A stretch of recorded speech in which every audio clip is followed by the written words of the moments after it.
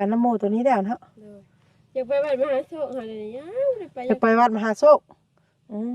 เจ้าคือบ่ให้บ่นิ้วพาไป บ่ พาข่อยไปแน่จะลองข่อยอยากไปวัดมหาโชคว่าสิยังบ่ได้ไปจักเทื่อบ่โอ้ยเนาะอยากมีรถใหญ่เด้พาน้องน้อยไปวัดมหาโชค กระจ้างนี่ไปก็บ่ได้ไกลปานใดเนาะเพราะว่ามันก็อยู่หม้อๆแล้วหั่นนะ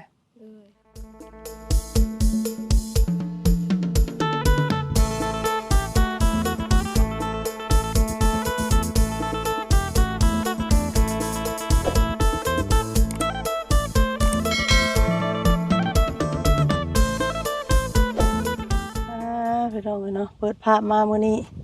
อยู่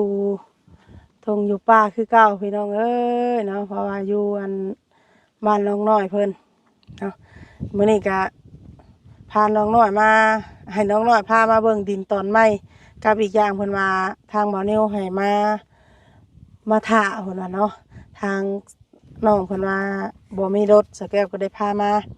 มื้อนี้ก็มาฮอดดินตอนใหม่เรียบร้อยแล้วเนาะ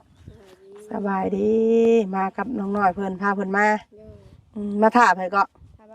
ถ่าบ่อนิววันนี้คุณบอกออกมาถ่ายอย่างนี้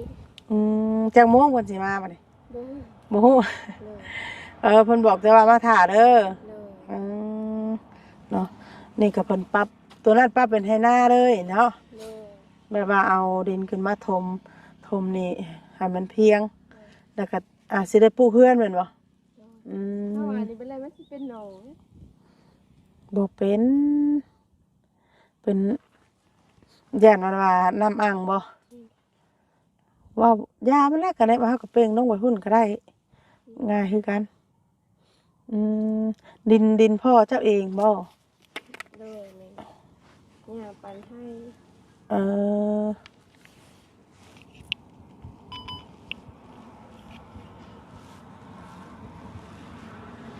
แบบว่าดินทั้งมูลพ่อเนาะตัวที่เจ้าอยู่เพิ่นน่ะดินมูลแม่ต้นยังนี่ต้นหมกเป็นเอาเป็นหมากได้เนาะหมกเป็นสุกแล้วเฮ้ยเติบไปหน่อยมีต้นหมกเป็นบ่ต้องอันนั้นมันเด้อเป็นเด้อบ่ต้องบักเอาไว้กินส้มกินเมี่ยงดินบล็อกกับมาไว้พี่ได้บ่น่ะไปย่างไปเบิ่งให้เพิ่นพาไปเบิ่งก่อนพี่น้องเนาะเพราะว่ามาฮอดดินฮอดดอนฮอดดินใหม่เพิ่นแล้วฮอดดินใหม่คนละว่าใส่อันว่าเสา1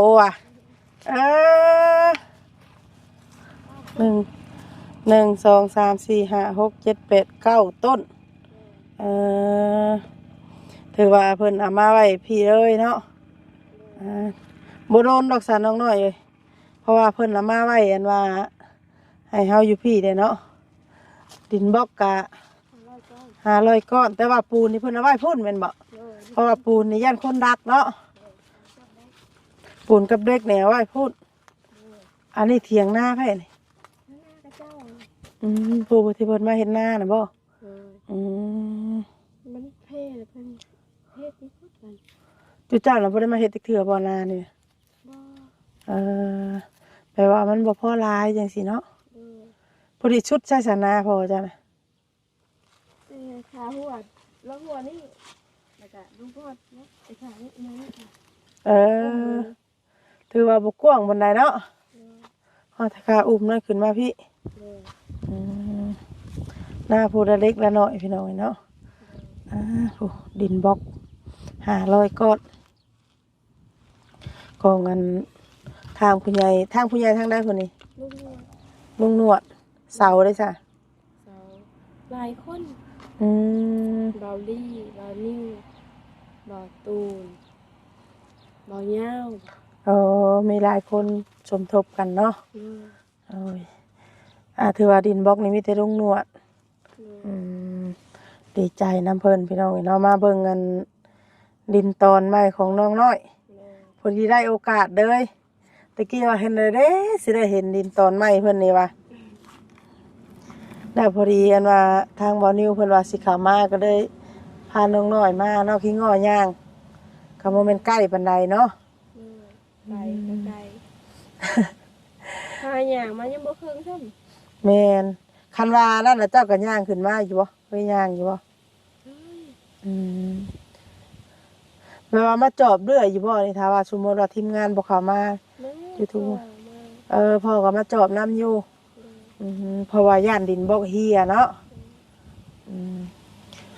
ก็แม่นอยู่มันได้ถ้าว่าเอาไปก้อนหนึงมันก็เฮาก็สิฮู้อยู่เนาะแต่ก็เลี้ยงไว้เด้แถวนึงมี30มันก็เลี้ยงไว้แต่คือว่าอะไรเจ้าว่าขโมยก็สิบ่หลายปานใดดอกเพราะว่ามันก็แคมทางอยู่เลยนี่คันแคมทางเลยเนาะถ้าว่าปลูกไว้หยังก็น้องน้อยก็มาอยู่พี่ก็ถือว่าโอเคอยู่เพราะว่ามันแคมเถาะแคมทางเฮาค้าขายเนาะค้าขายสบายฮอดสุดทางพุ่นเหรอเลินน่ะบ่ไปขาก็ไม่เชื่อเลยขาดินนี่เอาค่าทางพุ่นก็บ่แม่นอีกให้น่ะก็ของพระเจ้าให้น่ะเอ้าคนละว่าสุดทางเลยบ่แม่นเขาว่าเอาคันสุดทางไปยังคือบ่ทางงั้นเป็นเลยหั่นนะพระเจ้าเข้าไปยังอันนี้มันในตามหลังกันยาไปเด็กน้อยมาแต่สวยพระเจ้าไปลินมาลินแต่สวยอันนี้ได้ในพวกวัยรุ่นพวกนักเรียนพระเจ้าไปลินสวยสวยมาน้ำใต้ดิบนเขื่อนนี่พอจังหวัดตามหลังกันมาเซลเจ้าก็เคยไปบ่ได้ยินแต่หมู่ว่ายังไม่เคยไปจักเทื่อคิดอยากไปอยู่บ่อยากไปแต่ว่ามีรถไปแบบเฮาอยากรถเนาะกับอีกอย่างคันสิไปน้ำหมู่ไปอยู่ในบ้านถ้าสิบ่ได้คอยไปน้ำหมู่ตัวนี้แล้วเนาะอยากไปวัดมหาโชคหาเลยยังอยากไปวัดมหาโชคเจ้าคือบ่ให้บ่นิ้วพาไปพาข่อยไปแน่จะลองข่อยอยากไปวัดมหาโชคว่าสิยังบ่ได้ไปจักเทื่อบ่โอ้ยเนาะอยากมีรถใหญ่เด้พาน้องน้อยไปวัดมหาโชคกระจังนี่ไปก็บ่ได้ไกลปานใดเนาะเพราะว่ามันก็อยู่หม้อๆแล้วนะอันนี้มีรถจักรโอ้ยคันมีรถใหญ่นี่ป้าโตเนาะพาน้องน้อยไปเที่ยววัดมหาโชคเราบ่เคยไปจักเทื่อครั้งแรกก็ยัง ได้ยินแต่ชื่อบ่เคยไปแบบคันช่วงสงกรานต์ไปดินทางใดบ่ได้ไปอยู่บ้านบ่ได้ไปซะอีกอยู่บ้านมันก็บ่มีหมู่แล้วไปลิ้นอยู่จะไปลิ้นแบบไรจักสิไปลิ้นอยู่ไสอยู่บ้านเกิดขึ้นกันจังเราไปดินอยู่อยู่หยังน้ำหมู่แล้วบ่เคยไปจักเทื่อแม่มันแบบว่าเฮาบ่ได้นั่นเนาะคือว่าเฮาบ่แสวงหาถ้าเราแสวงหาได้เบิดไปเลยเนาะอันนี้มีน้องเพิ่นว่าเป็นคนเงียบๆแน่คนบ่ค่อยไปทางใดเป็นสาวบ้านป่าเห็นบ่สาวงามบ้านป่าพี่น้องอีเนาะไปอยู่พุ่นถ่าก็ได้ซะไปมาเบิ่งดินบล็อกเพิ่นซื้อดอกพี่น้องเอ้ยเนาะดินบล็อกน้องน้อยกับเสาเกี่ยวใช้เสาตัวเพิ่นเอามาบังนี่แล้วก็บังไว้แล้วเนาะถามว่านั่นเขาเห็นเขาสิโจมขึ้นเว้าเหยาะกันไปพี่น้องเนาะก็บ่เฮียดอกมันบ่แม่นของสิเฮียง่ายๆต้องมาเป็นสุกแล้วเฮ้ยแซ่บบ่ยังเป็นสุกเฮ้ยบ่อยากซีนเด้เนาะเป็นอะไรมันไม่แต่สูงเลยมันเอาบ่ถึงแล้วมันสูงแล้วโอ้ไปหน่อยต้องเป็นสุกแล้วนี่เนาะอันนี้นี่ปลาบิ๊กอันของรัดบ่นี่กะเป็นดินรัดถือว่าสุดทออันว่าดินนี้เนาะแต่กี้ข่อยคิดว่าสุดพุ่นได้ก็เอาเพิ่นคือบ่ทางคือบ่บักเลยว่ะพอดีปลูกในหน้าบ้านลงมานี่เลยเนาะก็คักอยู่เลยพี่น้องเนาะดินตอนไม้ของทางน้องน้อยนี่อยู่แคมทางอยู่แคมทางใกล้ทางว่าก็ดีใจนะเพิ่นที่ว่า ได้ดินนั่นแล้วได้ดินนั่นใหม่แล้วเนาะดินนั่นที่ว่าเพิ่นรูดให้ปรับแล้วก็สิได้อันปลูกเรือนเป็นของตัวเองเนาะ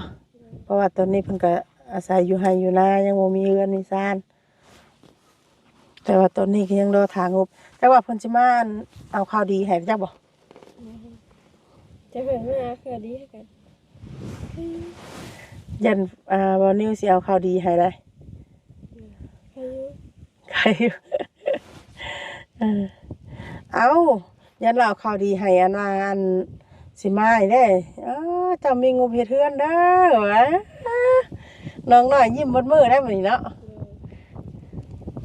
เพราะว่ายังรอพังอยู่เด้เนาะพังข่าวว่าสิมีมาบ่ได้จังไดนะว่าสิได้รุ่นว่าสิได้ยกเดือนนี้บ่เนาะเลยตั้งเฮือนเดือนนี้บ่หรือว่าเดือนหน้าจังซี่นะน้องเพิ่นกำลังรอรุ่นอยู่พี่น้อยรอบ่าวนิวสิมาเซอร์ไพรส์หยังมื้อนี้เพราะว่าเพิ่นให้ออกมาแต่พุ่นเด้เพิ่นบ่เข้าไปอีกเพิ่นว่าเมื่อลบออกลบเข้าว่าซั่น เฮาลบออกลบเข้านี่ก็บ่ ย่างไก่เด้อ ไกลหั่นแหละเจ้าคือบ่ตอบว่าเจ้าบ่ได้ตอบเพิ่นไปว่ามาเอาข่อยเด้อเจ้าบ่ได้เว้าบ่เจ้าว่าได้ซะ จะเฮาว่าไปดูไปดู เอ้ย คันสมมุติว่าทางเอื้อยบ่มานี่ได้ซะ บ่มา อ้ายได้เข้ามาเขาว่าสิ เออ เข้ามาแล้วก็ เนาะ ย่างออกย่างเข้าอีกบัด คัน ลบเป็ดเลย ถ้าว่าเพิ่นมาเอาเพิ่นเขาเอาแล้วย่างเขาเองก็ใครอยู่เนาะ เด้อ มันยังว่าเฮามีลบเดียวเด้ เด้อ ไม่ว่าเข้าไปก็หัวยิ้มเปิดไปนำทางแล้วอ่ะพอมีข่าวดีเด้ เด้อ แก๊กจะเป็นข่าวดียังพี่น้องเนาะทางที่แน่ๆนี่อาจสิเป็นข่าวดีทางเฮือนเพราะว่าเพิ่นยังมาเซอร์ไพรส์อยู่ที่ว่าอยู่อันเดินนี่เนาะ เด้อ อยู่อันดินตอนใหม่รอรุ่นนำกันเด้อพี่น้องเนาะทางอันน้องน้อยอาจสิมีข่าวดีเข้ามาผู้เพิ่นปรับเป็นไหนากับพามาดำกับเบิดห้วยอยากเกือบสอบพุ่นนั้นน้องน้อยเอ้ยนี่ เด้อ มาดำเอาเลยปีนี้เด้อหรือว่าย่านมันโล่งกับเจ้ากับมาไถแล้วก็หวานปะไว้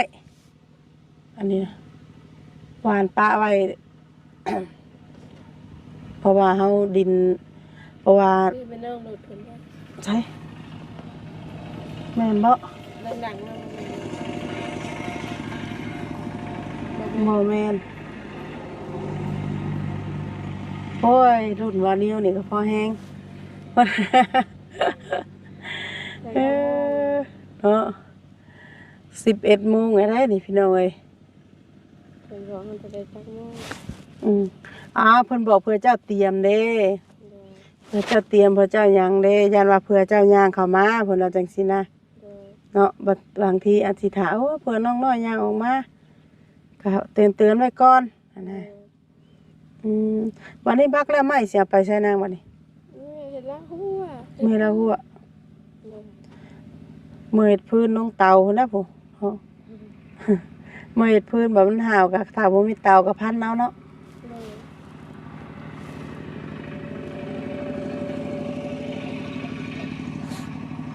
อืมกี่ว่าเอ้าว่าคันสะน้อยปลุกน้องน้อยปลุกเฮือนนี่ปลุกอยู่หน้าพุ่นบ่นะคิด นี่คือไปแป้เวทแล้วบัง สมมติว่าบ่มีดินอยู่นี่คันว่าปลุกน่ะตีขึ้นนะว่าสิปลุกอยู่ไสคือตะกี้ ยังบ่ฮู้อยู่ให้ปุ๊บหน้า อืมเพราะว่าถ้าว่าเราสิซื้อดินมันก็ราคาแพงเนาะ เด้อ สิซื้อดินซื้อดอนมันก็ราคาแพงพี่น้องเอ้ย เด้อ ต้องปลูกอยู่บ่อนที่ว่าเฮาบ่ได้ซื้อไก่หมูก็ย่ามันเนาะ เด้อ ขอเพียงแต่มีบ่อนอยู่บ่อนเช่า